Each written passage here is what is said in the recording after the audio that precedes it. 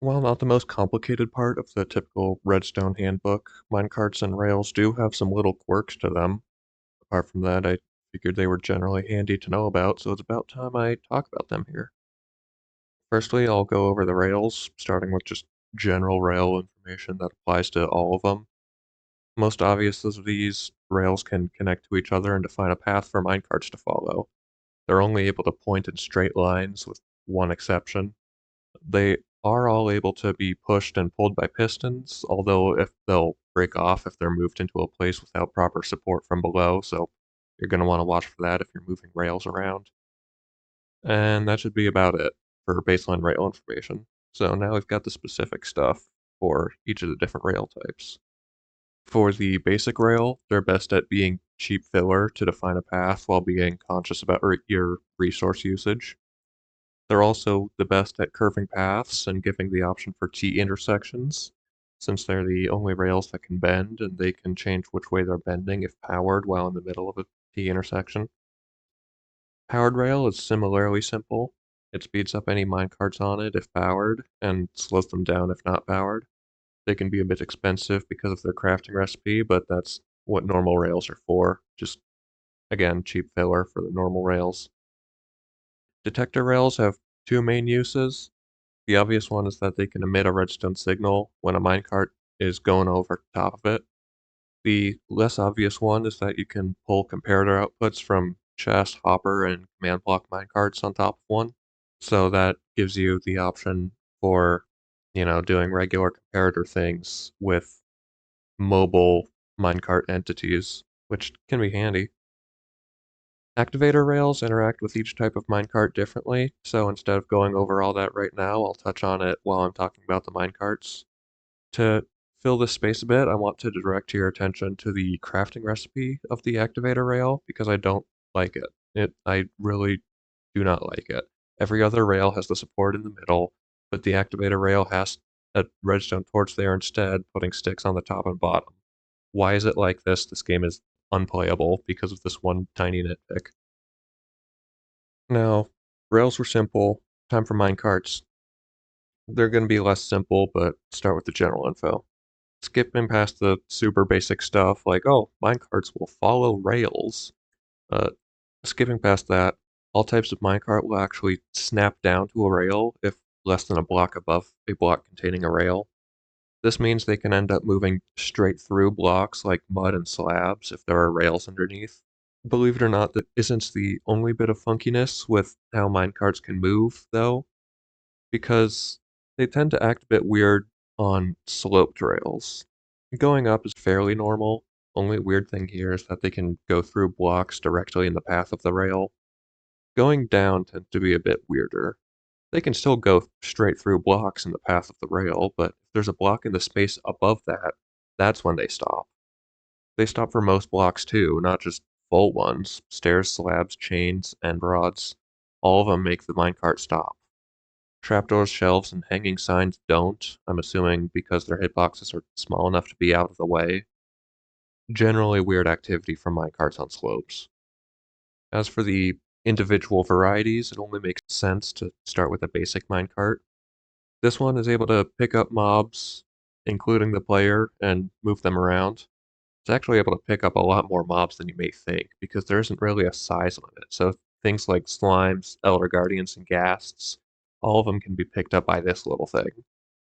There are some mobs that can't be picked up by a minecart, like ender dragons and withers and stuff, but that's based on a specific list in the game and not on some sort of criteria checked on the fly by the minecart. With an activator rail, you can force any mob inside the minecart to leave it by running the minecart over the rail while it's powered.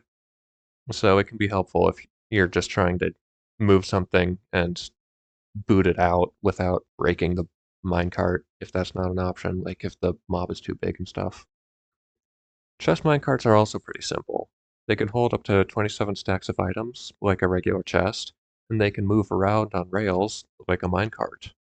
They don't interact with activator rails, so that's about it. You can orient them above or under multiple hoppers, which would make all the hoppers act on the thing at the same time. But you can pretty much do the same thing with a chest boat, so it's not super unique in that regard. Hopper minecarts have a few more differences when compared to their static block counterparts. They can hold up to 5 stacks of items like a normal hopper, and they're able to pull in items from above them like a regular hopper, but most of the other stuff is different. First off, they pull in items significantly faster than a regular hopper, attempting to do so once per game tick instead of once every 4 redstone ticks, meaning minecart hoppers pull in items at 8 times the rate of a regular hopper. They're also able to pull in items from slightly higher since they're typically on rails, meaning they can collect items through an entire block, no partials like mud or anything needed. Unfortunately, with all this power they have in sucking, they have to give something up, and that ended up being the ability to push items into other containers. Unlike a normal hopper, they aren't able to push stuff into containers below them at all, so you'll need to sit them on top of normal hoppers to empty them out into something else. With an activator rail, you're able to lock and unlock them like regular hoppers, which is handy. Passing over a powered activator rail will lock a hopper minecart, and passing over an unpowered one will unlock it, letting it pull in items again. Furnace minecarts are just kind of weird. Instead of being a mobile furnace like you might expect based on other things put in minecarts, they act more like an engine. You can put coal or charcoal into one manually, and it'll start chugging along the rail at a constant speed for some time based on the amount of coal that you put in. Supposedly, you can make them hook up to other minecarts and pull them along, but in practice, I think it's too unreliable to actually make use of.